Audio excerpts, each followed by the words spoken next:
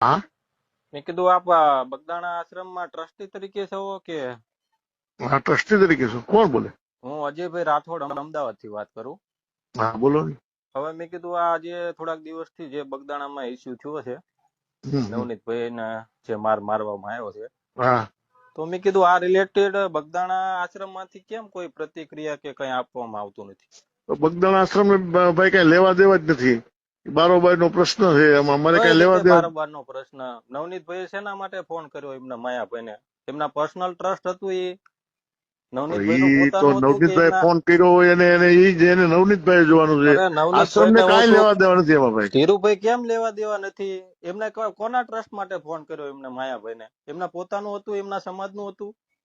એમના સમાજ નું હોય કે ન હોય અમને એમ કઈ નહીં, ખબર હું નથી. શું કહું, મારી એમને સાંભળો. એમના સમાજના ટ્રસ્ટ માટે માયાભાઈને ફોન કર્યો હતો કે ભાઈ આ એમડી નથી? કયા આશ્રમ માટે એમને ફોન કર્યો માયાભાઈને? અને શેના માયાભાઈ માટે ને આ વિવાદ શેના માટે થયો? એમના પોતાના સમાજનું હતું?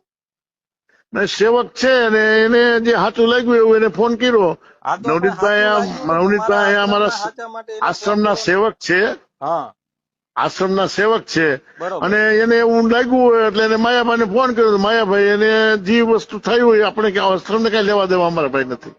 આશ્રમને કઈ લેવા દેવા નથી, એટલે આશ્રમમાં નહીં. ખાલી આ કોળી સમાજની સેવા જ કરવાની ને માર ખાય ત્યારે કોળી આશ્રમની સમાજ સેવા જ કરવાની. અમારા કોળી સમાજ અહીંયા અમારું કામ કરે છે. અહીંયા હા, દર એટલે વખતે કામ આવે કરવા છે. જ આવે છે સાહેબ. નવનીત અમારા સમાજે ઝંડો લીધો છે કામ કરવાનો બધા આશ્રમોમાં ને ના બધા ના ઝંડો મંદિરોમાં, નથી. કે સેવા કરવા જ્યાં આવે. અમે આ અમે વાસણ ધોવા ને માજીદા કરવા જ અમારા સમાજે જન્મ લીધો છે ને ત્યારે સાહેબ અમારા સમાજનો છોકરો માર ખાય ને ત્યારે આ ટ્રસ્ટી આવો જવાબ આપે